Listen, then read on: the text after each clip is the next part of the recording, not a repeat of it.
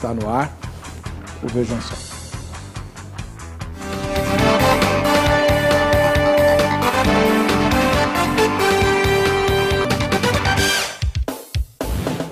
Olá, é com alegria que começamos essa edição do programa Vejam Só, hoje uma edição especial, né?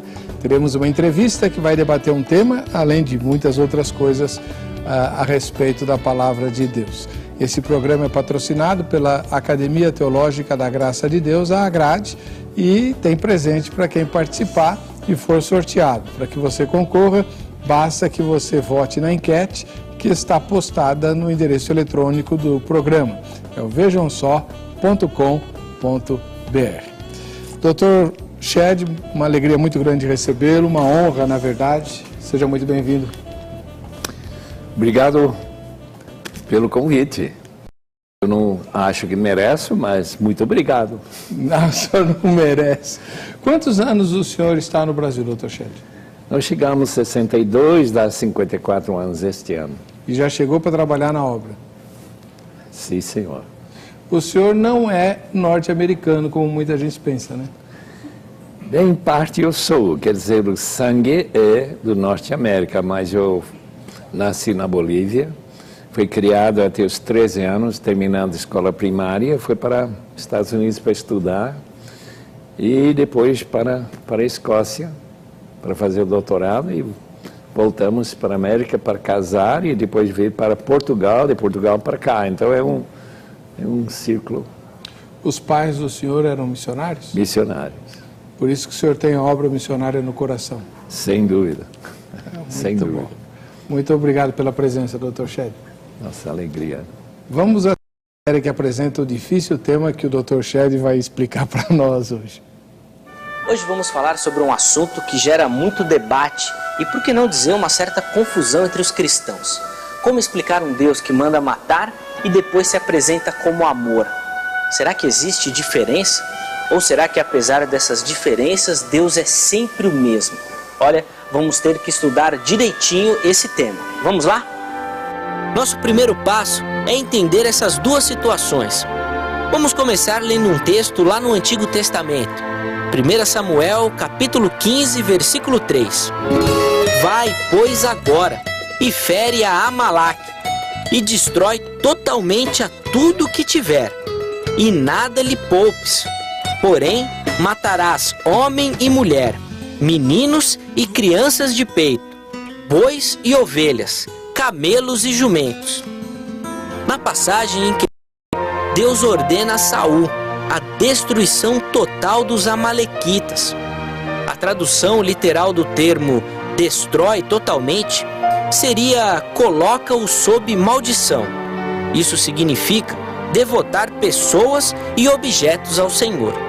Essa maldição era um elemento da guerra santa e não podia ser decretada por ninguém a não ser Deus.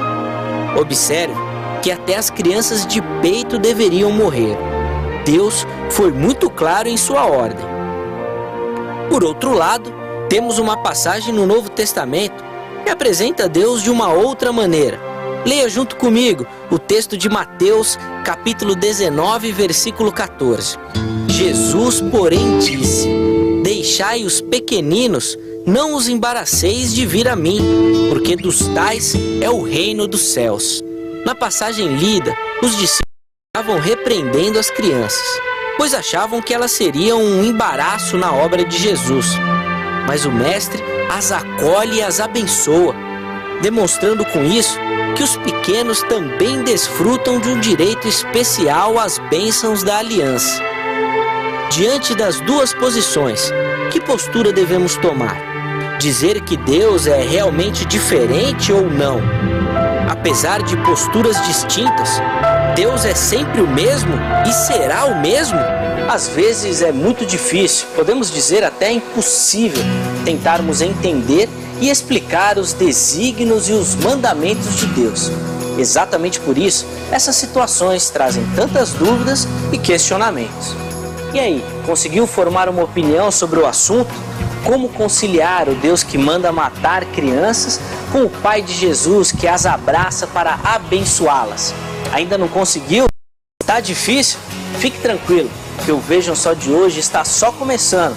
Teremos muito tempo para esclarecer todas as nossas dúvidas. Pastor Heber, é com você aí no estúdio, um ótimo programa e até a próxima. Comigo não. Eu só terei o privilégio de entrevistar, né, o Dr. Russell Shedd, que conosco está atendendo ao convite. Ele acabou de chegar de viagem, onde ele rasgou o Brasil de alto a baixo. O senhor esteve lá no Nordeste, não é? Fui. Em que lugar? Em Teresina. Lá no Piauí, depois foi para Santa Catarina. Santa Catarina. E de Santa Catarina para cá? Vitória. Não, primeiro passou no Espírito Santo e depois... Para cá. Quando é que o senhor vai viajar de novo? Depois de amanhã. Uma pergunta indiscreta, doutor. Quantos anos o senhor tem? Quantos anos? 86. 80 anos de idade e não para, não descansa. Ainda não, né? Deus é quem tira a força e aí eu vou parar. Tá certo. Quando não puder mais, né? Qual foi o primeiro livro que o senhor escreveu, doutor Shedd?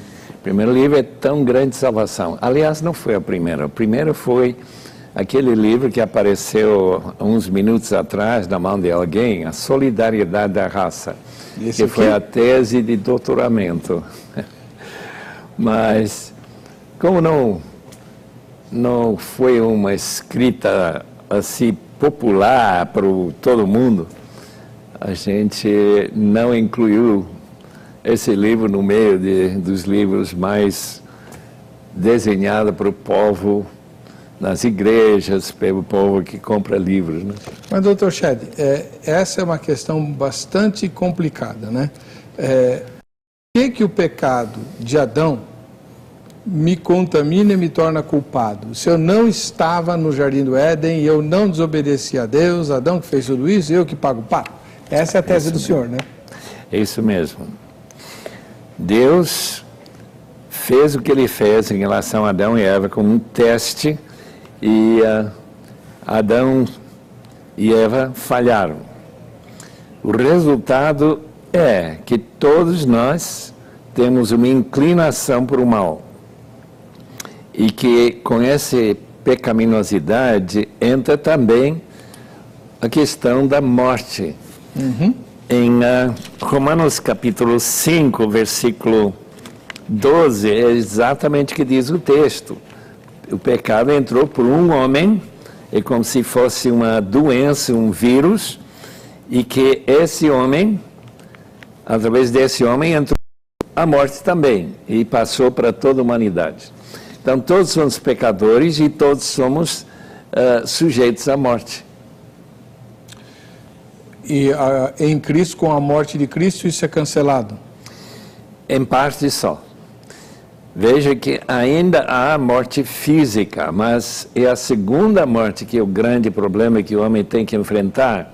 E nesta vida nós temos que escolher entre essa vida com Cristo, em que nós teremos a vida eterna, aceitando Jesus como Senhor e Salvador da vida, ou rejeitando a Jesus, sofrer as consequências.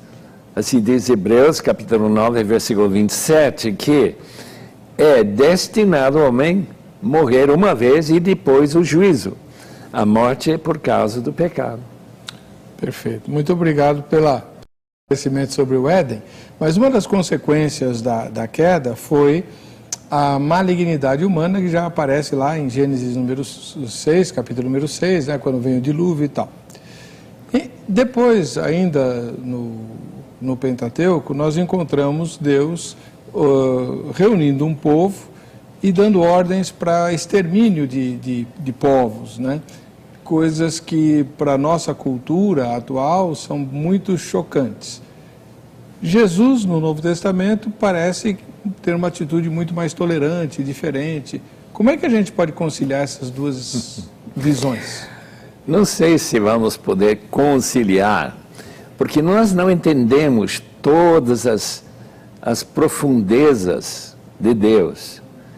Romanos capítulo 11 levanta essa questão. Será que nós podemos indagar e questionar como se fôssemos iguais a Ele?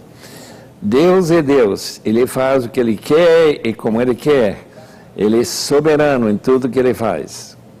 Agora, quando nós vemos o Antigo Testamento em que a revelação é apenas parcial, nós encontramos essa declaração que o pecado de uma nação, não é só o indivíduo, mas da nação, chegou ao ponto que a própria nação tem que ser exterminada. Eu acho interessante que no livro de Apocalipse, estivemos conversando sobre isso há pouco, que as nações vão trazer sua glória para essa nova Jerusalém.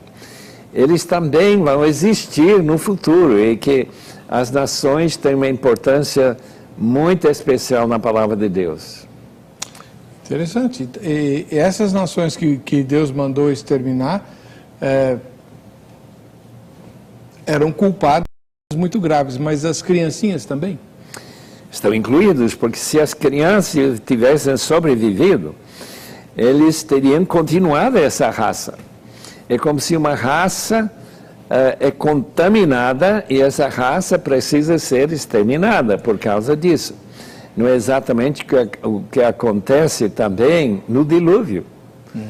E acontece também no fato de que em certos povos, nós encontramos no próprio caso de Israel, as 10 tribos desaparecem, é um tipo de nações, né, individuais, as tribos, mas eles ainda são lembrados no caso de Deus, porque tem um fator ainda futuro que nós não conhecemos, em que o julgamento da morte física é apenas um primeiro passo em relação ao julgamento final. E nesse julgamento, toda pessoa vai ser avaliada em relação à sua ignorância, o que ele sabia, o que ele não sabia, e como ele reagiu, já que ele tem liberdade de ação para agir de acordo com como Deus manda, como a nossa consciência manda, porque Deus nos deu a consciência para fazer o certo e errado, e a própria justiça humana é uma reflexão dessa atitude. A Lava Jato é uma reflexão dessa atitude. Agora, bem colocado, bem pensado por esse prisma. Já que o senhor abordou a questão do dilúvio, várias vezes aqui nesse programa nós debatemos a interpretação adequada do capítulo número 6 de Gênesis. Isso. Qual é a posição do senhor em relação aos filhos de Deus? Quem eram? Eram anjos? Aquelas histórias que a gente tira do livro de Enoque, por exemplo, tem alguma possibilidade de serem verídicas? Com certeza. Em 1 de Pedro, há uma referência à queda dos anjos, porque quando Satanás aparece no Jardim de Éden, ele já tinha caído, e junto com ele, segundo Apocalipse 12, versículo 3, caíram um monte de anjos que não são demônios. Melhor, que são os demônios, mas que aqueles que caíram na época do dilúvio, eles estão aprisionados em Tártaro, assim diz 1 Pedro capítulo 3, é mencionado novamente em capítulo 4, quando se fala daqueles que foram anunciados, capítulo 3, 8 e 19, que foi anunciado por Cristo a vitória sobre a morte. Mas em 2 de Pedro 2,4, esses espíritos na prisão estão em Tártaro, eles não estão voando por todo lado, como é o caso dos demônios, né? Então há duas quedas, segundo eu entendo, na palavra de Deus. São duas quedas angelicais, a original de Satanás isso. E uma outra que envolveu mulheres mesmo? Aparentemente, que eles se juntaram com mulheres ou juntaram com homens que contaminaram as mulheres com crianças que se tornaram os Nefilim, os gigantes. E já encontraram alguns ossos de gigantes que apareceram, e parece que quando Israel foi conquistando a terra, que eles também enfrentaram esses gigantes, né? Os Nefilim. Isso aparece várias vezes no Pentateuco. É referência, né? Exatamente. Agora, o dilúvio puniu a humanidade toda, só salvou a família de Noé. De Noé. Mas se a culpa era dos anjos, por que a humanidade foi punida? Porque a humanidade não rejeitou. A pregação de Noé, 120 anos, conclamando o povo a se arrepender e chegar a Cristo, a chegar a Deus em arrependimento, mas não veio. É como muita gente hoje, que escuta a palavra, mas não se rende. Aquela ideia das duas genealogias, então, não agrada ao irmão? Do justo Sete e do ímpio Caim? Esse é o caso que nós não podemos dizer que toda a raça de Caim era contaminada mais do que a raça de Sete. Todos os homens são contaminados com pecado. Dessa parte, a Bíblia não deixa nenhuma dúvida. Perfeito. Então, doutor Shed, aí voltando a falar do principal tema de hoje, né? A questão do extermínio dos povos. O plano de Deus era, então, purificar a terra e estabelecer um povo que respeitasse a lei de Deus, enfim, ter um novo início naquele lugar. Sem dúvida. E o próprio Israel é punido da mesma maneira, quando ela se torna idólatra, quando ela começa a adorar outros deuses, quando começa a queimar as crianças numa fogueira, como eram as práticas pagãs. Israel é retirado da terra e muitas crianças são mortas também. Não sei se todos, claro que todos não, mas muitos morreram. Então, doutor, como é possível, uma coisa muito, assim, estranha, queria que o senhor, do alto da sua sabedoria, né, e da sua intimidade com Deus, me explicasse isso. Tem um episódio no Êxodo, quando Deus celebra o pacto com Israel, há uma cerimônia que eu nunca tinha prestado atenção. Eu estou lendo a Bíblia na ordem cronológica esse ano e me deparei com isso. Em que Deus pede para Moisés subir com 70 príncipes, com 70 anciãos, 70 líderes, e eles têm uma refeição, né, juntos, na presença de Deus, e o livro de Êxodo diz que eles viram os pés de Deus, onde os pés de Deus estavam, parecia um pavimento de pedra preciosa, e não morreram, né? Pelo contrário, eles comeram e beberam e tal, o que me faz entender por que Jesus disse: esse é o sangue da nova aliança, numa refeição também. Amém. Porque naquela primeira refeição, Moisés diz: esse é o sangue da aliança que Deus está estabelecendo. E Jesus vai dizer: esse é o sangue da nova aliança, também numa refeição e tal. Como que alguém consegue ver Deus, comer com Deus e algumas semanas depois adorar um bezerro de ouro? Isso é difícil. Isso é complicado. Mas é o fato que o coração humano é inclinado, e quando houve aquela dúvida, onde está Moisés, o que aconteceu com ele, faça-nos um Deus para visivelmente nos dirigir de novo para o Egito. Então era a volta para o Egito. E Israel quase foi destruído se Moisés não tivesse orado e pedido, clamando a Deus: não destrua, porque o mundo não vai entender. E o argumento dele lá em Êxodo, né? Se tivesse o mesmo rigor que teve naquela época, o mundo ainda existiria? Essa é uma boa pergunta. A boa pergunta. Temos que lembrar que a própria igreja que Jesus está juntando de todos os povos, línguas e nações, chama também a noiva de Cristo, o corpo de Cristo, vai ser um povo santo e agradável a Deus, santificado, sem manchas, sem rugas, sem coisas semelhantes, assim diz Efésios capítulo 5, versículo 27.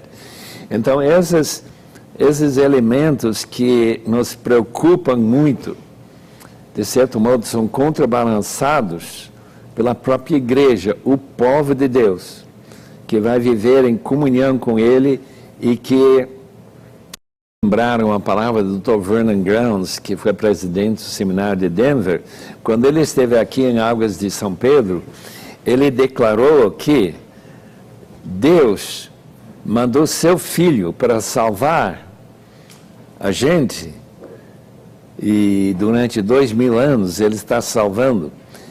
Por quê? Porque ele gostava tanto do seu Filho amado, ele queria muitos filhos semelhantes àquele Filho que ele enviou para salvar-nos e que morreu na cruz e ressuscitou e que um dia voltará para levar a sua igreja para o encontro com Cristo.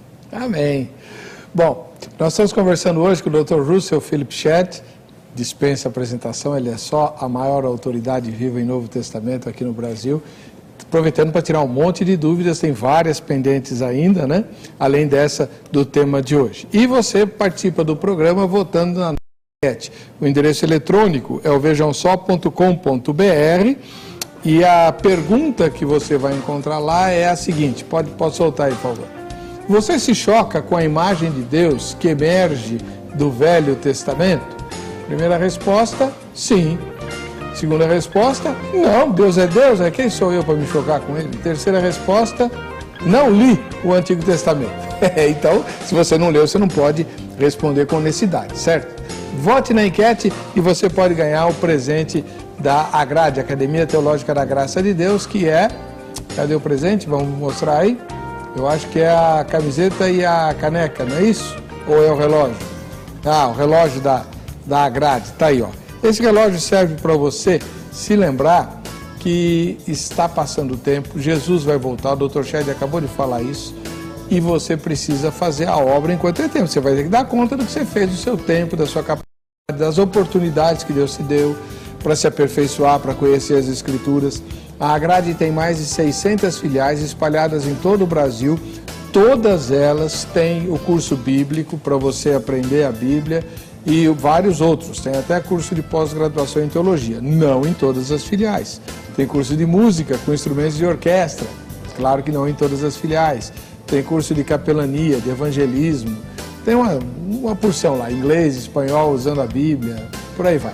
Então, faz o seguinte, olha, pega o telefone, o número, anota aí, 0 operadora 11 3115 0819, 0 operadora 11 3115 0819. Amanhã, no horário comercial, você liga para a grade, se informa sobre o endereço mais próximo de você e vai lá conhecer a unidade, assistir uma aula e depois torne-se aluno ou aluna da grade, tá bom? Nós vamos para o intervalo agora, já volta com mais Dr. Shedd aqui no Vejam Só. Muito bem, esse é o programa Vejam Só, voltando com essa tomada que os nossos diretores e câmeras sempre fazem, ela é muito significativa, né? A Bíblia sempre em primeiro plano e na base das nossas reflexões e daquilo que a gente pondera aqui no debate. Nossa intenção é compreender para obedecer a palavra de Deus, a regra única e infalível de fé e de prática. Estamos recebendo hoje o Dr. Russell Shedd. Doutor, algumas igrejas, infelizmente a minha, uma delas, Presbiteriana Independente do Brasil, nas constituições antigas, elas declaravam que a Bíblia era a regra única e infalível de fé e de prática. A palavra infalível desapareceu nos documentos mais recentes. Eu sei que existe uma discussão que também não é tão nova assim, sobre a inerrância e tal. Como é que o senhor vê isso? Eu não tenho nenhuma dificuldade com inerrância ou infalibilidade. Os reformadores que nos legaram essa compreensão da palavra de Deus, porque se houver erros na palavra de Deus, nós teríamos que julgar com nossa finitude, nossa falta de compreensão, talvez, questões que dizem respeito à eternidade. Nós temos, então, aqui uma infalível fonte de ensino da palavra de Deus, de doutrina, para nos orientar para que nós não tenhamos qualquer dúvida relativa à nossa ida para o céu. De modo que, como disse Lutero, que ele pudesse morrer feliz, porque ele não tem nenhuma dúvida de que a palavra que ele reconheceu e creu e recebeu era de fato a palavra de Deus. Amém. Obrigado, Dr. Shedd. Eu sou um dos que lamenta essas mudanças, né? São nuances que a gente vê nos textos, mas que às vezes permitem algumas aberturas que eu julgo perigosas. Perigosas, sem dúvida. Pois é. Vamos ver quem é que assiste ao programa Vejam Só? Você já fez a sua fotografia? Faça. E poste no facebook.com/programa Vejam Só. Você vai concorrer a um presente muito bom, né? Inclusive com um livro do Dr. Shedd autografado por ele, prometo, não esse o meu, outro, né? No fim do semestre, tá bom? Vamos lá.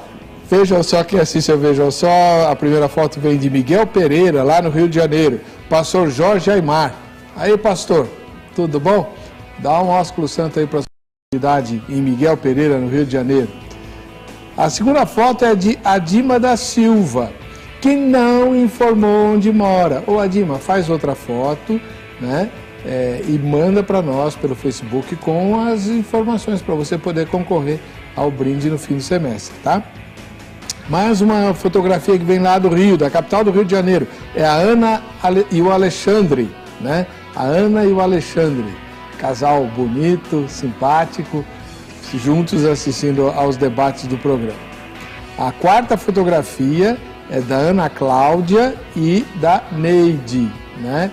Que também não disseram onde moram. Olha só, duas irmãs aí muito felizes, muito alegres, assistindo ao programa juntas, mas não falaram onde moram. Tem que fazer isso que eu pedi para a Adima, né? Fazer outra foto. Mesma coisa para a fotografia número 5, da Osana Garcia. Ô, Osana, seja muito bem-vindo ao programa, mas a gente quer saber onde você mora, tá? Então, manda outra fotografia aí com as informações que ficaram faltando. E a última foto de hoje vem lá de Sergipe, Ribeirópolis. É o Everton e a Lucélia Lima, né? Casal que assiste ao Vejam Só juntos, permanece unido. Tá, joia, muito bom. Deus abençoe vocês. Muito bem. Estamos entrevistando hoje o Dr. Russell Shedd, que está nos ajudando com várias questões ligadas à interpretação da Bíblia e ao ensino da Palavra de Deus. Dr. Shedd, o senhor foi muitos anos, décadas, né? Professor da Faculdade Teológica Batista. Certo. Quanto tempo lá? 30 anos. O senhor deu aula durante 30 anos na Faculdade Teológica Batista? 30 anos. Barbaridade. É uma vida inteira, né? O senhor conseguiu descobrir quem é o autor ou a autora de Hebreus? Ainda não, mas logo eu vou saber. Com a minha idade, a gente não tenha dúvida, né? Que eu vou chegar lá logo, né? Uma das coisas que eu quero investigar lá na Biblioteca Celestial é quem escreveu Hebreus, né? O senhor tem alguma suspeita? Eu tenho uma ideia, né? Que talvez a melhor sugestão foi Apolo, mas não garante nada, né? Não garante nada. Lucas? É uma possibilidade um pouco mais distante do que no caso de Apolo, né? Priscila? Priscila não. Tem um problema gramatical que requer que o autor fosse masculino. Não diga, eu nunca li isso. Onde... Opa, aula particular. Okay. Eu não sei qual é, porque não pesquisei, mas é verdade que tem uma referência masculina ao autor. Do jeito que ele fala que... Então não pode ser a mulher. Não pode ser mulher. Meu professor de Teologia do Novo Testamento não sabia disso. Olha, tá não, vendo? Agora, é só pesquisar. Aprendi com o Dr. Russell Shedd também, né? Importante. Agora, muita gente acusa, inclusive o Dr. Champlin, de que o autor de Hebreus não estava afinado com a teologia do Novo Testamento, por causa do capítulo 6, do capítulo 10. Não. Isso não é problema. Ele está falando do simples fato, por exemplo, desse não poder arrepender e voltar a se batizar a segunda vez. Batismo é uma declaração uma por todas, tal como o casamento. E uma vez que a gente se compromete com essa consciência de 1 Pedro capítulo 3, essa consciência não pode ser transformada numa rejeição de Cristo e ainda voltar para ser batizado de novo. Porque é no batismo que a pessoa declara que Cristo é Senhor, é meu Senhor e eu vou servi-lo o resto da minha vida. É possível perder a salvação, doutor? Perder se eu decidir. Mas se Deus decidiu, não. Tudo depende de quem salvou, né? Se você salvou a si mesmo, pode perder, claro. Mas ninguém se salva a si mesmo. Mas muitos acham que pode. A salvação é um prato. Eu posso comer, e se eu comer, mas eu também posso desistir de comer, né? O caso é de uma compreensão da atividade divina na decisão de uma pessoa. E Lutero descobriu, e Calvino, os outros reformadores, enfatizaram muito isso, que nós sempre rejeitaríamos a Deus, por causa do nosso coração. Nós gostamos de nosso pecado, nós somos egoístas inteiros. Mas quando Deus muda, quando Ele humilha a gente, assim a gente pode aceitar e ficar seguindo ao Senhor o resto da vida. É isso que é regeneração. Regeneração, nascer de novo. O arrependimento é resultado da regeneração ou a regeneração vem depois do arrependimento? As duas coincidem. Por quê? Porque arrependimento é baseado em fé e logo que a gente crê, ele recebe a salvação. Mas quem não tem fé também não vai se arrepender. E essa fé é resposta humana ou é dom de Deus? É dom de Deus, segundo o livro de Atos, né? O livro de Atos declara abertamente que é dom de Deus. Nossa capacidade de arrependimento é mais remorso. Mas quando chega a ser arrependimento de verdade, é diferente. Eu não entendi a sua última frase, doutor. É diferente se Deus dá o dom de arrependimento, porque arrependimento então se torna genuíno e profundo. Arrependimento bem raso, claro, o homem muitas vezes. Eu imagino essa gente que está envolvida no Lava Jato, que já está aprisionado, deve estar muito arrependido, né? Porque deu errado, né? Mas no caso que Deus colocou essa reação no seu coração, porque se Deus tivesse, ele se converteria. A conversão é, então, o resultado da fé, o arrependimento e a regeneração movida por Deus. É uma atividade do Espírito, tem que nascer do Espírito, como Jesus falou para Nicodemos. E o que é aquela água lá? Nascer da água e do Espírito. A água é a situação externa em que chama-se batismo. O batismo na igreja primitiva era como casamento. A gente pode viver junto, mas não é casado por viver juntos. Ele casa quando ele declara publicamente, registra que ele e essa mulher são permanentemente unidos em casamento até a vida acabar, até a morte se separar. Né? E o batismo, a mesma coisa. A mesma coisa. Então, tem que ser sempre público. Tem que ser público.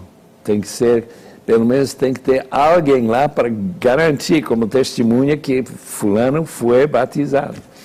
Então, mas tem uma controvérsia grande, doutor Chad. O senhor é pastor de igreja, o senhor começou o seu ministério pastoreando igrejas, Sim. O senhor pastoreia aqui no Brasil, né? Aqui em São Paulo, enfim. As igrejas mais institucionalizadas, elas têm uma série de elas requerem uma série de coisas da pessoa que querem que quer ser batizada, né? Então, tem que frequentar a classe de catecúmenos, tem que assumir determinados compromissos, não pode ter problemas morais na vida, vícios e assim por diante. Mas quando a gente vai para o livro de Atos, o apóstolo Paulo foi batizado 3 dias depois de ser. Exatamente. Né? O eunuco lá de Candace, horas depois de ouvir a palavra de Deus sendo ministrada por Filipe. Quem é que está errado? O pessoal de Atos ou nós? Eu acho que nós estamos errados nesse ponto. Né? Mas também o batismo não tem o mesmo significado hoje que tinha naquela época. Né? Como assim? O batismo hoje é simplesmente uma cerimônia. Naquela época era mudança de vida. Era uma coisa tremendamente séria. É muito mais como mudou a minha vida quando eu casei, há quase 60 anos atrás. Né? A vida mudou mesmo. Olha, casamento é isso. Você é responsável por uma pessoa. Agora eu sou de Cristo e Ele é de mim. Somos... E as pessoas que se batizavam tinham essa consciência? Ah, sim. Como diz 1 Pedro, vou ler o capítulo 3, em que ele deixa muito claro que esse ato de batismo é um ato muito sério. 1 Pedro, capítulo 3, diz aqui: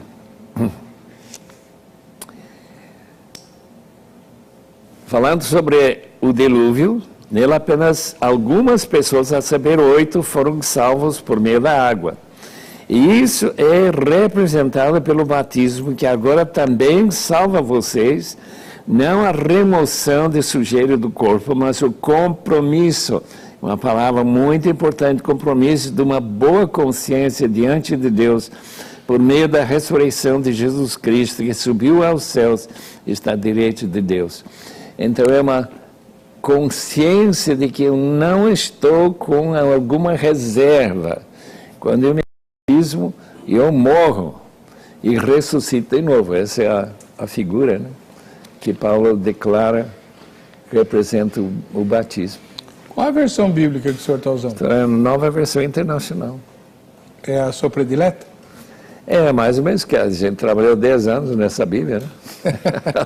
Mas no novo comentário da Bíblia, o senhor elogia muito a revista atualizada de Almeida. É verdade, porque era antes dessa. Mas essa veio depois. Há problemas, aquilo que o pessoal fala de que as traduções sempre traem o sentido original e tal. Nós temos algum problema sério nas traduções da Bíblia? Muito pouco, muito pouco. Por quê?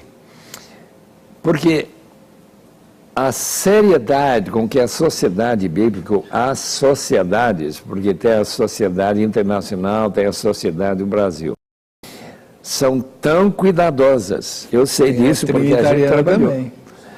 Trabalhamos 10 a 12 anos e havia uma equipe de 15 pessoas que, se houver uma tradução duvidosa, a gente levantava logo e tinha que discutir e comprovar que tinha razão para colocar essa tradução assim. A diferença, por exemplo, entre a atualizada é mais a linguagem, não é a diferença de sentido. Eu conheci um irmão que lecionava em Aracruz, Espírito Santo, ele disse que ele tinha encontrado 1.200 palavras que o povo não entendia. Então, esta versão é muito mais compreensível para o povo comum. Né? O povo comum e o povo erudito também. Exatamente. Quem aí de casa sabe o que é ilhargas? Aparece na Bíblia, na revista atualizada, não é na antiga não. Eu não conheço. Ilhargas, borrachices. Borrachice, também não sei. Eu estava entrevistando aqui o reverendo Thomas Gilmore. Thomas Gilmore, presidente da Trinitariana na época, e estava também o Saião.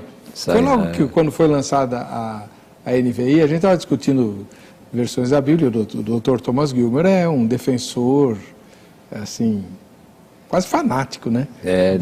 Trinitariana. Da revista da Fiel, Almeida Fiel, né? E aí telefonou, naquela época o programa era ao vivo, e telefonou uma irmã da igreja dele. Falou, pastor, que bom que o senhor está aí, gosto muito do senhor. Mas, pastor, a gente precisa mudar o texto, né? Ninguém entende. Aí ela citou a palavra borrachice. O que é borrachice, pastor? Aí ele respondeu assim, Dr. Thomas Gilbert, a quem eu respeito muito. A gente lê a Bíblia com o dicionário do lado. Pronto. Mas eu entendo, o medo do Dr. Gilbert é que ao tentar ajustar as palavras da Bíblia para um idioma mais moderno, mude-se o sentido de alguma forma do que a Bíblia diz. Certo, talvez. Mas às vezes aproxima melhor o original, esse outro lado. Às vezes os autores das outras versões mais antigas, por exemplo, o rei Tiago, ele não tinha toda aquela pesquisa de milhares e milhares e milhares de estudos que existem no mundo. A Bíblia é o livro mais estudado, sem dúvida alguma, em todo o mundo. Portanto, tem centenas e centenas e milhares de estudos sobre palavras, sobre pesquisas, como que essa frase foi usada e tudo isso. O doutor Wilson Paroski, o senhor foi o primeiro que publicou o livro dele, né, Crítica Textual do Novo Testamento. Lembro dele. Tornamos-nos amigos, né?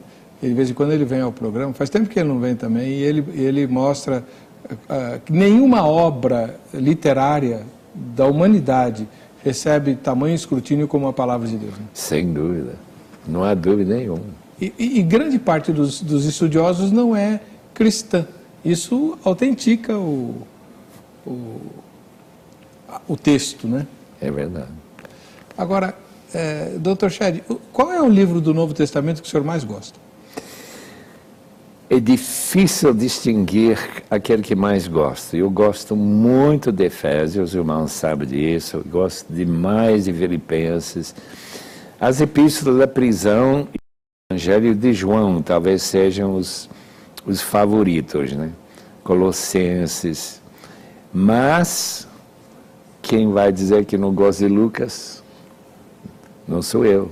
E quem não vai gostar de Atos, a história da igreja primitiva, quem não vai gostar do livro de 1 de João, com essa ênfase sobre amor, quem que não vai gostar do livro de Judas, que chama atenção para a gente manter a fé firme. Enfim, o Novo Testamento está lá porque ela tem alimentado o povo de Deus durante quase 2000 anos. No próximo bloco, nós vamos continuar conversando com o Dr. Shedd sobre várias questões, inclusive a que deu origem ao tema. E eu gostaria de ouvi-lo também a respeito de algumas coisas que as pessoas, quando leem o Novo Testamento, por exemplo, só para ele ir pensando, né? A gente vai para o intervalo já, mas por que nós temos 4 evangelhos e 3, um parece xerox do outro? Né? São muito parecidos, Mateus, Marcos e Lucas. Por que o Evangelho de João é tão diferente dos outros? E por que 2 Pedro e Judas também têm uma coleção, acho que de 15 versículos muito iguais, do total de 25 que tem Judas e tal? Então, coisas assim apontariam para algum tipo de problema na confecção do Novo Testamento ou não? Daqui a pouco o Dr. Shedd responde. Agora eu quero falar com você que conhece alguém da sua igreja, da sua família, da sua parentela, enfim, que tem produtos ou serviços que deseja anunciar para um público seleto, inteligente e com arguto espírito crítico. Esse é o nosso público e a emissora está com as portas abertas para você. As instruções para anunciar e as condições estão no facebook.com/RIT-TV Comercial ou no Instagram, @RIT-TV Comercial. Entre lá, curta, veja como fazer e eu tenho certeza que você vai gostar. Muito bem, estamos de volta com o programa Vejam Só, hoje recebendo a visita do reverendo Dr. Russell Philip Shedd, editor da Bíblia Shed. O senhor não gosta que chamem a Bíblia de Bíblia Shed? Por quê, doutor? É uma homenagem para o senhor, muito justa, por sinal. Levanta uma questão interessante de criança que diz, é ele que escreveu a Bíblia? Não, senhor. Mas o senhor nunca criticou a Bíblia Thompson? Qualquer? Nunca critiquei. Não. Vê água para o doutor Shed, por gentileza. Né? É uma coisa impressionante. Colocar o nome na Bíblia, de certo modo, acrescenta um ama para a pessoa que não merece. Como? Ah, não, doutor Shed, não, aí o senhor vai me desculpar, Obrigado, mas eu estava na Vida Nova, o senhor estava viajando. Vou esclarecer, doutor Shed não sabia o que a gente estava fazendo lá. Né? Havia um presidente lá bastante ativo e nós estávamos justamente na época em que a Bíblia Vida Nova, que foi a primeira Bíblia de estudo que o Brasil teve, e que durante muitos anos foi a única biblioteca teológica de muito pastor, tanto no Brasil quanto na África, de fala portuguesa. Aí o que aconteceu? A editora Vida, na época, resolveu lançar a Bíblia Thompson, que na verdade era a base da cadeia, da chave, né, que havia na Bíblia Vida Nova. Então nós na Vida Nova tínhamos que elaborar um novo produto, né? Então foi feita uma revisão das notas, de várias ferramentas, porque nós íamos perder a chave que era da Bíblia Thompson e tal, e alguém teve a ideia de mudar o nome da Bíblia, né? E como o senhor é o fundador da Edições Vida Nova, o editor da Bíblia Shed, entre dezenas de outras obras de relevância teológica e de obras de referência extraordinárias, as primeiras que o Brasil teve em português, né? Aí o nome do senhor foi escolhido. Obrigado. Era uma homenagem. Mas eu acredito que quando eu chegar no dia de receber galardões, não haverá mais. Serão eliminados. Porque lembra que a palavra diz que aqueles que são primeiros serão os últimos. E aquele que está no último serão os primeiros. Então, parece que os galardões vão ser bem diminuídos, no meu caso. Tá bom. Tá certo. Bom, vamos lá. Doutor Shed, por que nós temos 4 evangelhos, 3 tão iguaizinhos e um tão diferente? Porque eles surgiram em situações diferentes. Os iguais ficaram mais juntos. Os autores, Lucas, por exemplo, ele fala no início do seu evangelho que ele tinha pesquisado, tinha lido, tinha procurado. E provavelmente ele teve acesso a Marcos. Mateus, por outro lado, foi um dos apóstolos que andou com Jesus. O resultado foi então que eles ou combinaram um pouco entre si, parece que sim. João não, João produziu o seu evangelho bem independente dos outros. Eu escrevi a minha tese de mestrado sobre a origem do evangelho de João e eu cheguei à conclusão que aquele discípulo mencionado no capítulo 19, versículo 35, não foi outro senão Tiago, que foi morto. Então ele tinha escrito rascunhos que João levou para Éfeso, onde ele editou a Bíblia, quer dizer, o Evangelho de João, e é por isso que é tão diferente, né? E baseado nos próprios ensinamentos de Jesus, por exemplo, no dia em que ele alimentou 5.000, lá está Tiago tomando notas. Tiago, irmão de João. Irmão de João, que foi morto, primeiro mártir entre os apóstolos. Né? Interessante, eu nunca tinha ouvido isso. Então, o Evangelho de João é escrito com base nas reminiscências de Tiago. É uma teoria, irmão, não foi comprovado nunca. Mais uma coisa como Hebreus, vamos saber quando chegarmos lá. Mas é uma tentativa de explicar por que há tanta diferença. E há vários milagres que só aparecem em João, entre eles a ressurreição de Lázaro. Exatamente. E uma coisa interessante, doutor, Lucas menciona a família de Lázaro, né?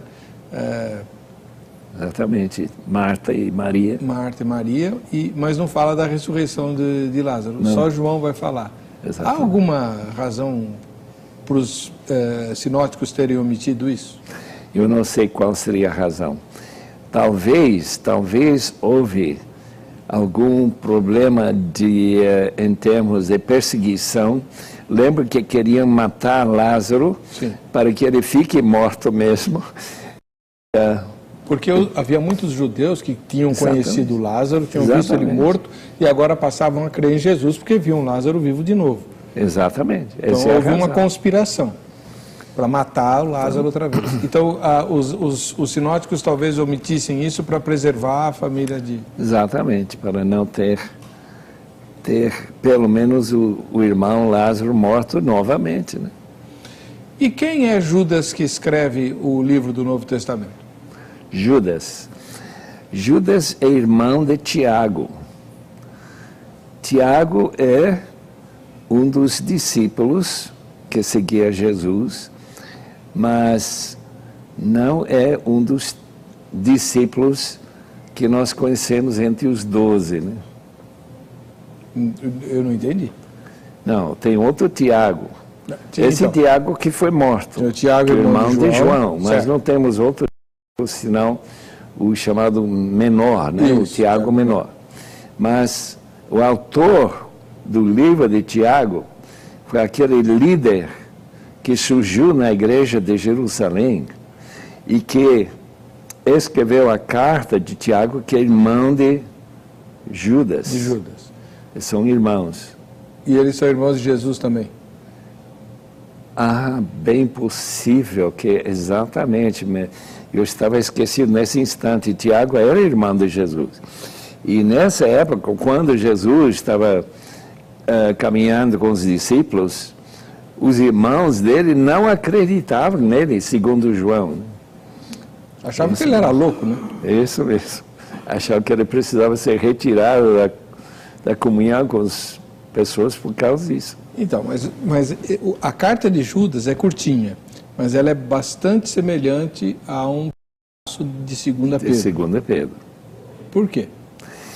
A razão, porque houve talvez um pouco de colaboração entre os dois. Um lia aquele do outro. Mas estão sendo enviados para diferentes igrejas ou comunidades.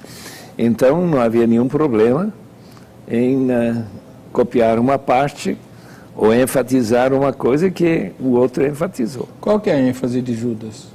A ênfase de Judas é ficar reconhecendo que a igreja não disciplinava assim diretamente, imediatamente, pessoas que começam a prejudicar a igreja.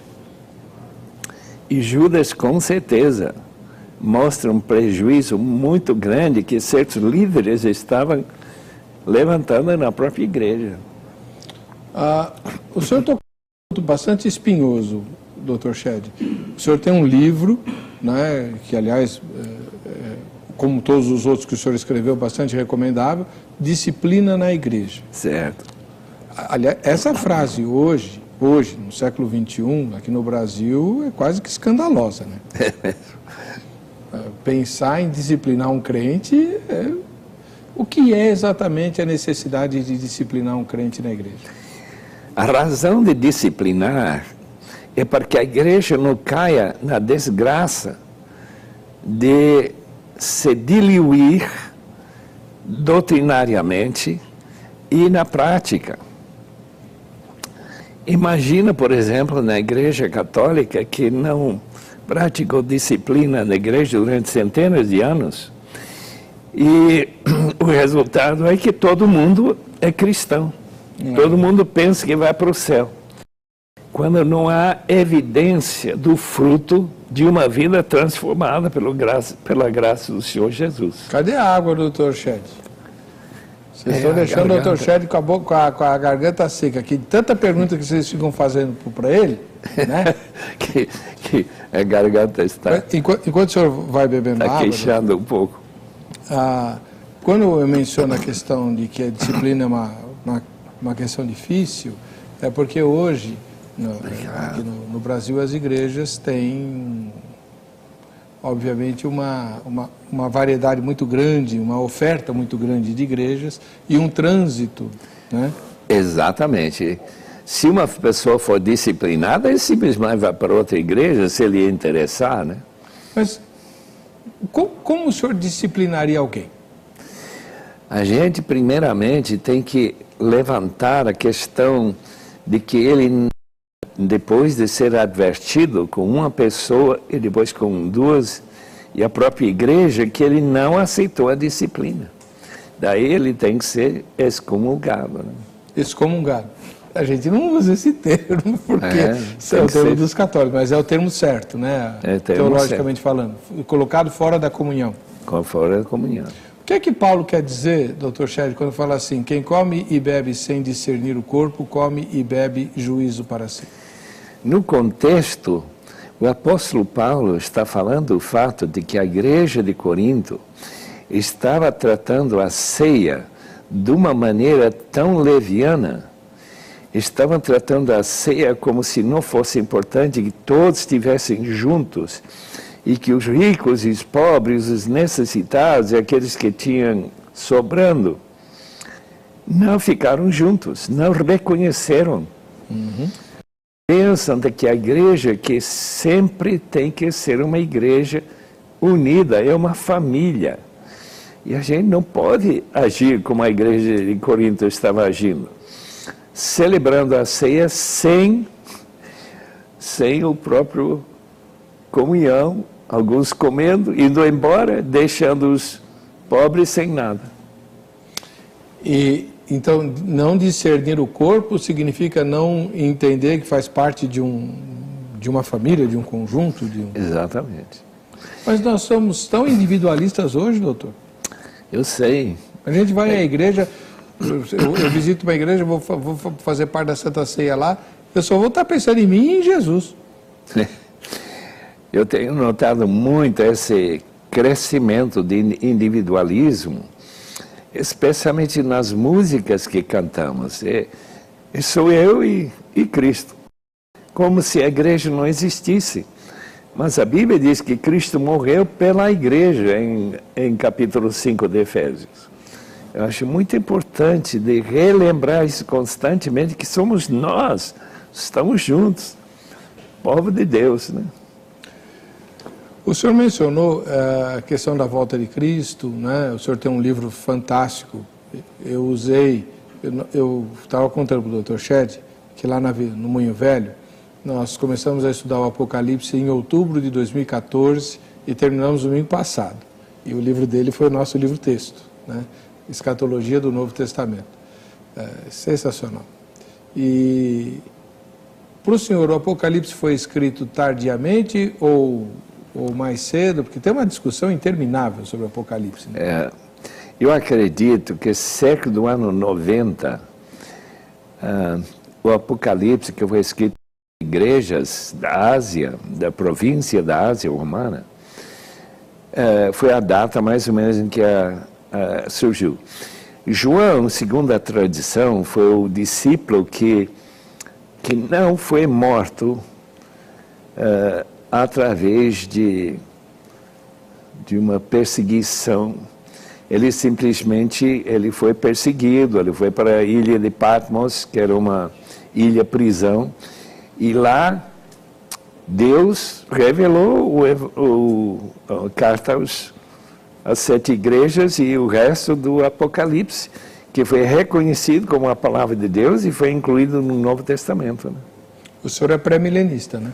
Pré-milenista. Jesus virá para reinar.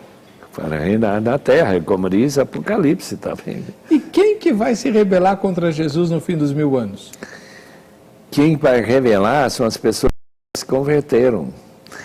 E que nem todo mundo vai morrer com a volta de Cristo. Muitos vão morrer, mas não todo mundo. Não é como se fosse eliminação total da humanidade. Mas Cristo voltará e haverá mais uma oportunidade para a igreja reconhecer que Cristo é de fato o Senhor. Porque essa revolta é de pessoas que continuam sem essa transformação do Espírito, que talvez nem será possível depois da volta de Cristo, durante aqueles 1000 anos. Mas não conseguirão nenhum progresso, porque serão destruídos logo e julgados e lançados no inferno, onde o falso profeta e o anticristo já estão. Essa frase, já estão lá, é uma das melhores argumentos em favor do fato que o milênio vai ocorrer literalmente. Porque há uma distinção de tempo. O falso profeta e o anticristo são lançados no inferno, o lago de fogo, e depois de 1000 anos, o próprio diabo é lançado lá. Porque os outros já estão lá. São momentos distintos. Distintos, esse é o ponto. Porque no sistema milenista é tudo ao mesmo tempo. Tudo ao mesmo tempo. Enfim, essa é uma discussão grande. Agora, lá no curso do Moinho Velho, houve uma pergunta que eu não soube responder. Aí eu disse que eu ia entrevistar o senhor hoje. Não. Que é uma pergunta complicada mesmo.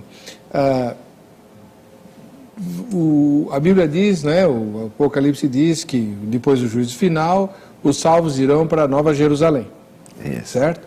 Onde não há pranto, dor, tá, as primeiras coisas passaram, tudo maravilhoso, e tem a árvore da vida lá. Maravilha.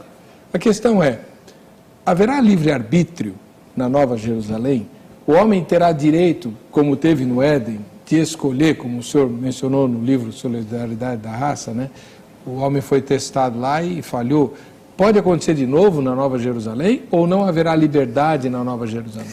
Bem, liberdade para pecar não existirá, como não haverá nenhum interesse em pecar. Nunca mais haverá tentação, nunca mais haverá interesse em desobedecer àquele que nos salvou e que pagou o preço tão alto para a nossa salvação.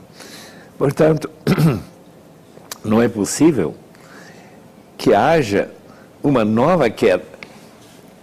Foi só aquela? Só aquela. Uma queda. Agora, a queda do homem, ela é posterior à queda angelical, de Satanás. De Satanás. Tem algum livro na Bíblia que descreve essa queda de Satanás? Porque algumas pessoas dizem, não, quando fala de Isaías, em Isaías e Ezequiel, está falando de seres humanos. E é verdade, está falando de seres humanos, reis do Tiro, rei de Babilônia. Portanto, nós não podemos dizer isto é uma descrição da queda, mas parece bem semelhante ou paralelo por causa do orgulho satânico que aqueles reis tiveram. E por isso que esse paralelismo aparece tão evidente, e muitos até identificam como se o próprio Satanás estivesse falando. Certo. E tem um trecho lá, tu estavas no Éden de Deus, né? Exatamente. Aí, difícil. Difícil. Antônio João Faustino mora em Curitiba, capital do Paraná. A resposta à pergunta tema não é tão fácil. Parece até que Deus mudou a maneira de trabalhar por conta de que seus planos antigos não deram certo. Mas não é bem assim. Ele é o mesmo em todo o tempo. Para mim, o problema está em nosso entendimento. Não podemos, em hipótese alguma, querer entender Deus, senão a gente fica doido. Só sei de uma coisa, Deus não é para ser entendido. Mesmo que eu não entenda, preciso crer. Em Hebreus 11:6, diz que aquele que se aproxima dele tem que crer que ele existe. Só isso e acabou. Questionar os feitos de Deus é bater a cara na parede. Paz, eu só copiei e colei esse texto do irmão porque é mais pura verdade. Tá, o Antônio copiou de outro irmão que já tinha colocado isso aqui, né? O Sandro de São Paulo fala de Marcião. O heresiarca Marcião, gnóstico do século II, foi o primeiro a dizer que o Deus do Antigo Testamento era, na verdade, o diabo. Jesus, antes, no Evangelho de João, fez uma declaração parecida, quando disse para os seus inimigos que eles tinham por pai o diabo. O conflito teológico ao marcionismo é devido a mortes de crianças e outros inocentes pela ordem de Yahvé, o Senhor, para as guerras descritas na Bíblia. Eram exterminados na carne e não destinados ao inferno, pois isso será no juízo final. Contudo, além da ordem soberana, nesses tempos era assim. Nação que não exterminava era exterminada. Gênesis 14, versos de 1 a 16. Enfim, todas as crianças inocentes serão salvas por Jesus. Toda criancinha que morre está salva, doutor Chefe? Eu não posso garantir isso. O que Jesus falou é muito importante. Não impeça que eles venham para mim. Marcos 10, por exemplo, 13 a 16. Mas aceitam-nos porque dos tais é o reino de Deus. Ele não diz que é deles. Se ele tivesse falado que é deles, nós teríamos uma base para dizer que as crianças todas se salvarão. Mas nós não temos essa garantia. O que nós temos é que filhos de crentes, pessoas salvas, eles têm esse tipo de esperança que eles serão salvos. Por quê? Porque por a santificação dentro da própria família. E a base do batismo de crianças, é essa ideia de que essas crianças já fazem parte do povo de Deus, mesmo que eles não tenham feito uma decisão, né? Esse é o sistema aliancista. O senhor é batista, o senhor batiza criança? Até agora não. Se eu errei, eu vou saber quando chegar lá também. O senhor está falando muito no céu aí, doutor Chefe. A gente está indo para lá, irmão. Breve. Amém. Todos nós, né? A Esther Silva de Figueiredo, ela mora em Espigão do Oeste, lá em Rondônia. Ela faz uma observação e queria o esclarecimento do senhor, eu também. A gente diz, a Bíblia diz que Deus não muda e tal, que Ele é imutável, mas Deus mudou de ideia, por exemplo, em relação a Nínive. Aliás, deixou o profeta dele muito bravo. É verdade.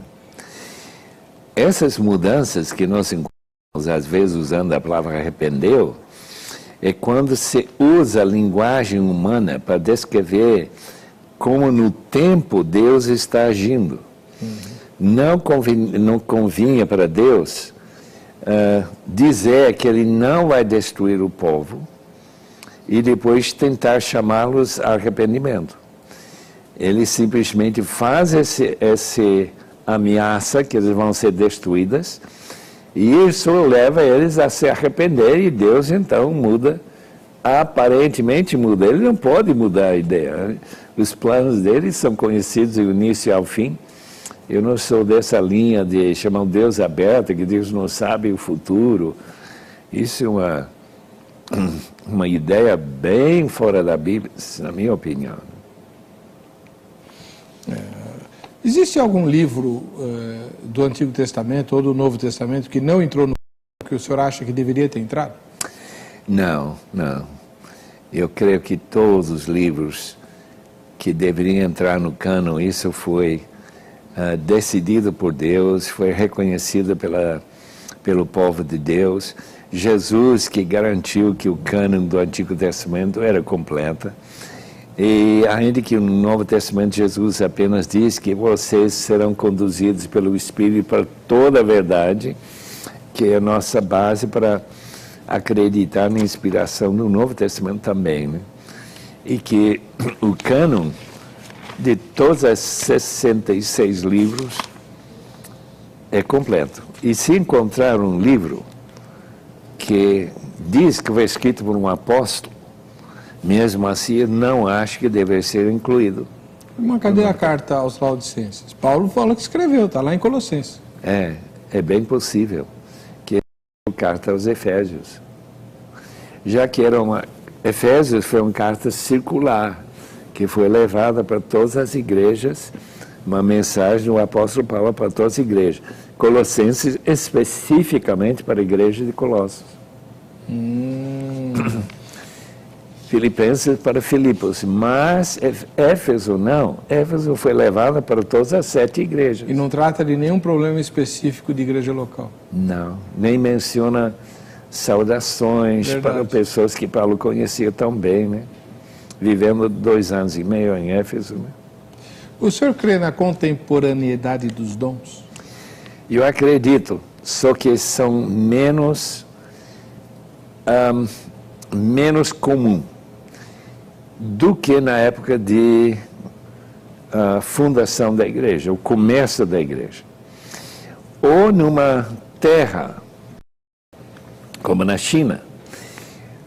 O que existe na China é uma demonstração como a igreja primitiva. Aqui está uma sociedade que nunca teve a oportunidade de conhecer a palavra de Deus. Não é que teve como os muçulmanos, Síria, Irã, tiveram e depois rejeitaram. A China vai receber na sua cultura pela primeira vez a palavra de Deus, começando com Hudson Taylor e depois cidades. Muito bem, então quando se lê do que acontece na China, inclusive ressurreição de mortos, quando se lê sobre essas mulheres da Bíblia que vão para a casa de alguém que está moribundo, que está prestes a morrer, e se ajoelha e pede a Deus, me mostre se tu queres que nós orássemos para essa pessoa se converter ou melhorar na saúde. Se Deus diz que quer curar, eles vão orar até a pessoa levantar. Em outras palavras, é uma espécie de dom contemporâneo. Né? Claro. Uma revelação direta.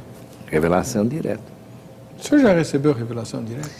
1 ou 2 vezes, mas não muito comum. Em que a gente possa reconhecer. Eu peço a Deus para revelar a sua vontade em muitas ocasiões, eu acho que ele foi. Mas eu não posso distinguir claramente da minha própria vontade. O senhor nunca ouviu voz de Deus? Voz não. Sonho sim. Já recebi sonho que Deus falou, o que ele queria que eu parasse de fazer alguma coisa, eu parei. Foi bem claro, mas é uma raridade. Muito bem. Olha, o programa Vejam Só de hoje vai ser evidentemente muito reprisado, né? É um privilégio, uma alegria enorme, especialmente para mim, receber o Dr. Rousseau Shedd. Eu tive o privilégio de trabalhar na sala que ele ocupava quando ele teve o ano sabático dele lá nos Estados Unidos. O senhor lembra dessa época? Lembro, claro. E não tinha lugar para mim, né? Não havia lugar para Jesus na estalagem, não havia lugar para mim lá na Vida Nova. Então me puseram na mesa do Dr. Shedd. Eu tomei cuidado de não tirar nem um lápis do lugar, né? Mas eu sentia uma grande unção ali. Foi um privilégio inestimável aquele tempo que eu trabalhei lá. E agradeço imensamente a presença do senhor aqui. Obrigado. Abrir espaço na sua agenda corridíssima. Quem sugeriu o tema de hoje foi o Rei Sena. Ele mora em Vida Nova, né? Pombal, na Paraíba. Né? Tinha que ser Vida Nova, né? Para homenagear o Dr. Shedd, o fundador da Edições Vida Nova, a primeira editora teológica e a mais importante editora teológica do Brasil até hoje. Vamos lá, vamos ver quem é que vai ganhar o brinde da grade. Geraldo Afonso Pereira, ele mora em Juiz de Fora, nas Minas Gerais. Para você que fica com a gente, que fica com essa emissora, a paz e a graça do Senhor Jesus. Até o próximo Vejam Só.